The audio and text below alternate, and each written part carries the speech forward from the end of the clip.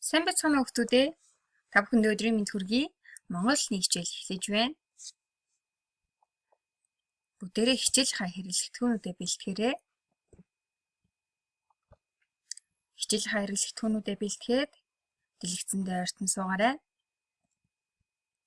Бүгдээрээ хичээлийнхаа таних тэмдгүүдтэй танилцъя.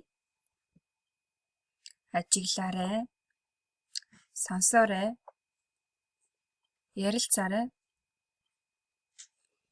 Бичээрэй. Өнөөдрийн бидний үзэх хичээлийн сэдэв цээжилсэн шүлгийн утгыг мэдэрч мэдрэмжээ илэрхийлэн уран унших.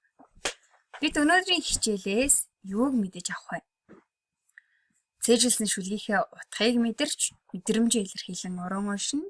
Мөн шүлэгдэх авиа үсгийг зөв дуудаж тод чанга уншихад суралцсанаа. За бүгдээрээ хамтдаа хэл зөвшөөрлөх үгийг уншъя. Хур ихтэй хулмар, хурд ихтэй бормор. Хур ихтэй хулмар, хурд ихтэй бормор. Одоо бүгдээрээ хэл зөвшөөрлөх үгээ хурдан бөгөөд чанга, тод бас зөв уншия хүүхдүүдээ. За багшаа дагаад уншаарай. Хур ихтэй хулмар, хурд ихтэй бормор. Хур ихтэй хулмар, хурд ихтэй бормор. Хур ихтэй хулмар, хурд ихтэй бормор. За дараах хэл зөвшөөрлөх үгийг хүүхдүүдээ та нар бие дагаад уншаарай. За дараагийн хэл зөвшөөрлөх үгийг бүгдээрээ хамтдаа уншъя. Билүү, чулуу, илүү, билүү. Хэл зөвшөөрлөх үг маань богинохон байгаа учраас бүгдээрээ тод, мөн, чанга, хурдан хэлье. Билүү, чулуу, илүү, билүү, билүү, чулуу, илүү, билүү.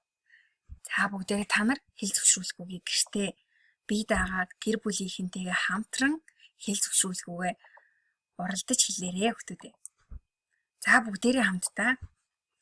За бидний дэлгэцэн дээр гарч ирсэн сундын найз гэдэг шүлэг гарч ирсэн байна. Багш та нар танд тэмдэглээ мэдэж байгаах. Дэлгэцний болонд сонсох гэсэн таних тэмдэг байна. Бүгдээрээ багшийнхаа сонсороо хүүхдүүдээ.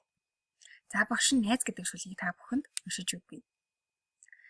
Тоогоо бодсноо хуулуулагч гэхээр толгоос ихсрээд тоохгүй байсан. Харин маргааш нь математикийн давталханд хажууд суугаад заагаад өгсөн. Өнөөдөр би тооны шалгалтаа өндөр цомхог шиг авлаа. Ойлгож ухаарахгүй хуулсан бол онц дүн авахгүй л байж тээ. Үнэн ч сайн найз маань намайг өөрийгөө хуурхаас аварсан байх шүү. За багш нь сая шүлгээ уншиж дуслаа. Бүгдээрээ хамтдаа ярилцъя. За саяны багшийн уншсан шүлэгт юуны тухай гарсан бэ? Найзын тухай, тооны тухай, мөн өөрийгөө аварсан тухай гарсан байна. Өөрийгөө хуурхаас аварсан тухай тийм үү хүүхдүүдээ. За шүлгийг сонсоход та нарт ямар сэтгэл төрсөн бэ? Багштайгаа хуваалцаарай. Ухаарсан, баярлсан, гайхшварсан. Магадгүй та нарт энэс өөр сэтгэл төрсөн байж болно. Тэр сэтгэлээ хүүхдүүдээ төвчөртэй бичиж тэмдэглээрэй. За хэрвээ саяны шүлгийнхаа баадруудыг хулан 82-оор төлөөлүүлээд тэгвэл хулан 82-ын хэнд нь уншиж өгөх вэ шүлгийг та нар бас сайн тунгаа бодорой хүүхдүүдээ. Энэ шүлгийг хулан 82-ын хэнд нь уншиж өгмөрэй. За хуланд уншиж өгч болно. Бас номинд уншиж өгч болно. Тэгэхээр хоёуланд нь уншиж өгч болно.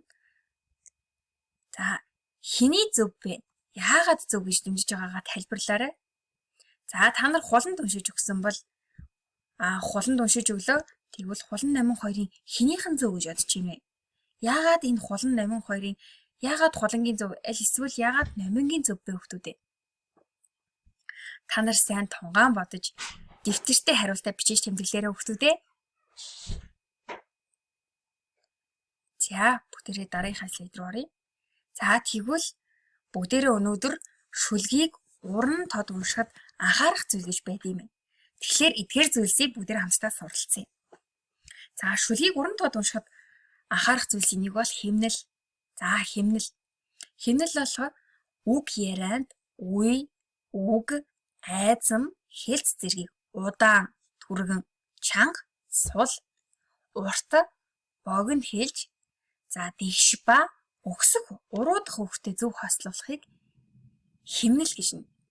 Би багш нь сая шүлгийг хурдан эсвэл удаан уншина. Бид сая хичээлээ эхлэхээс өмнө хэл зөвшөөрлөсөн. Багш нь эхлээд удаанаар дараа нь хурдан бөгөөд өс хэрэмбээр уншиж үзүүлсэн тийм хөвгтүүд ээ. Тэгэхээр химнэл гэдэг маань энэ зүйлийг хэлдэг байна. Тэгэхээр өргөлт гэдэг зүйлтэй танилцъя. Өгүүлбэрийн нэг хэсгийг нөгөө хэсгийн үетэй холбож өгч байгаа аялгыг өгүүлбэрийн өргөлт гэнэ. Тухайн нэг үгийн хоёр дахь үгтэй нь холбож уншаад өргөж холбож уншихыг өгүүлбэрийн маань өргөлт гэж нэрлэдэг байна.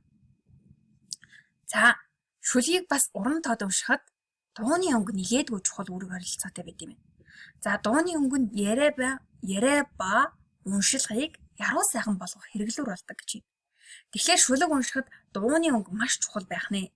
Хэрвээ бид нар уйтгалж гунигалсан маягаар шүлэг уншвал шүлэг яг л тийм хэмнэлт хүнд сонсогдно. Инээж баярлсан, бахархсан дууны өнгөөр бахархсан сэтгэлээр уншвал тэр шүлэг маань тухайн хүндээ бас тийм сэтгэгдлээр хүрэх нь байна шүү дээ. Дараагийн маань шүлгийг уран тоод уншихад хурд цас маш чухал байна. Эхийг уншихад ярианы хэмнэлийн хурд байнга өөрчлөгддөг. Жишээлх юм бол бид нар өрнөө гол хэсгийг удаатар уншиж, гол бус хэсгийн хурдыг түргэсгэж, зогсолтыг цөөрүүлж, айзмын өргөлтийг солруулж, зарим өргөлтийг орхин уншиж болно. Тэгэхээр бид шүлгийнхээ гол хэсгийг удаатар бөгөөд ойлгомжтой, гол бус хэсгийг бол түргэтгэж, хурдсгаж, зогсолтыг бол цөөрүүлнэ, айзам өргөлтийг сулруулж, зарим өргөлтийг нь орхиж уншиж болох нэ. Тэгэхээр бид шүлгийг уншихдаа гол хэсгээ хүнд хүрхийц удаанаар мөн тод чангаар гол бус хэсгээ цөөрүүл арай хурдсгана. Зогсолтыг бол цөөрүүлнэ. Бид нар шүлэг дундуура зогсолттой хэсэг дээр нь зогсолт авна. Зогсолт авахгүй хэсэг дээр бол авахгүй зогсолтыг харин авахгүйгээр шүлгээ үргэлжлүүлэн уншина гэсэн.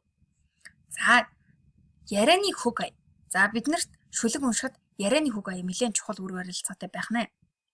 Уншигч нь дуу авианыхаа хөг аяыг өтгөрүүлэх, шингэрүүлэх байдлаар хувирахаас үг ярианы уян хатан уянгалаг чанар нь хамаарна. Тухайн шүлгийг бүдүүн хоолоогоо өтгөрүүлж хэлж ивэл ямар сонсогдов? Шингэрүүлэх бол шингэрүүлж хоолоогоо гээ засаач хэлэхэд шүлэг маань илүү гоё уншигдэн тийм хөвгтдээ. Тэгэхээр хүн хоолойныхоо өтгөн шингэнийг тааруулж хувирахаас бас хоолойны маань өнгө хөг ая маань шалтгаалд юм байна шүү. Багш нь найз гэдэг шүлгийн эхлэл хэсгийг дэлгэсэнд харуулчих. Тоогоо бодсноо хуулуулаач гэхээр толгоос ихсрээд тоохгүй байсан. Багш нь дэлгэцэн дээр найз шүлгийн эхлэл хэсгийг тавьсан байна.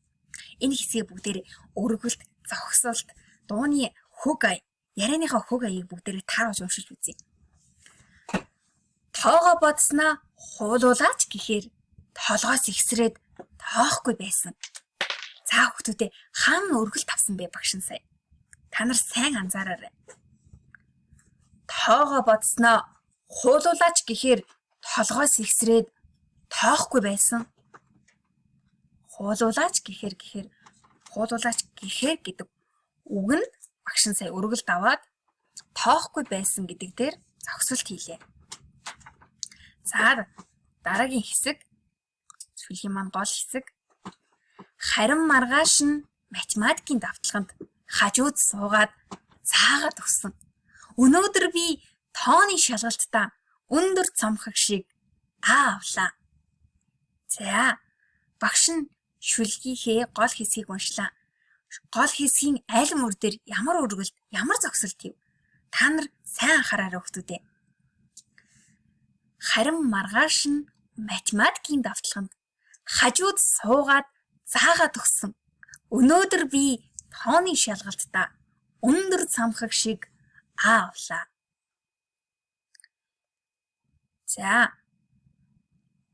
Багш нь сая шүлгийнхаа гол хэсгийг уншиж үзүүллээ. Ямар хэсэг дээр зогсолт өргөл тав та нар бас сайн хараад өөрийнхөө унших хэсэг дээр зогсолт өргөлтүүдээ бас бодож хэмнэлээ тааруулж уншаарай хүүхдүүдээ. За багш нь төгсгөл хэсгийг уншия.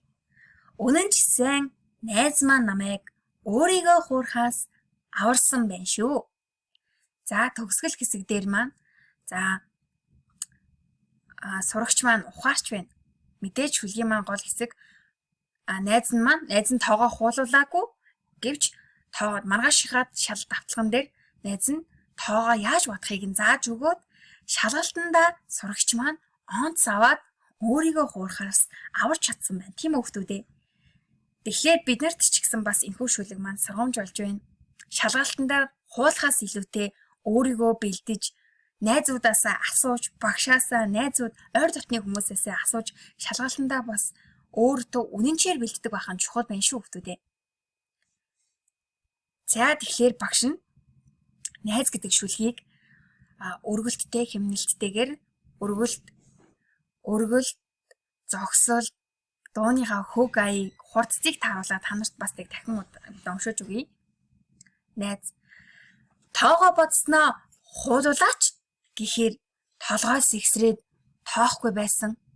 Харин маргааш нь математикийн давталганд хажууд суугаад заагаад өгсөн. Өнөөдөр би тооны шалгалтаа өндөр цамхаг шиг авлаа. Ойлгож ухаарахгүй хуулсан бол онц дүн авахгүй л байж дээ. Үнэн ч сайн найз маань намайг өөрийгөө хуурхаас аварсан байна шүү. За өнөөдрийн хичээл маань ингээд өндөрлөж байна. Гэрийн даалгаварт хүүхдүүд та нар найз шүлгээ гэрээхэндээ өргөлт, хэмнэлт өнөөдрийн уран уншихад чухал зүйлсээ анхаарад маш сайн бодоод маш гоё хэмнэлттэй, өргөлттэй гэр бүлийнхэндээ уншиж өгөөрэй хүүхдүүдээ. Өнөөдрийн хичээл маань ингээд өндөрлөж байна. Хичээд идэвхтэй оролцсон сурагчдаа баярлалаа. Баяртай.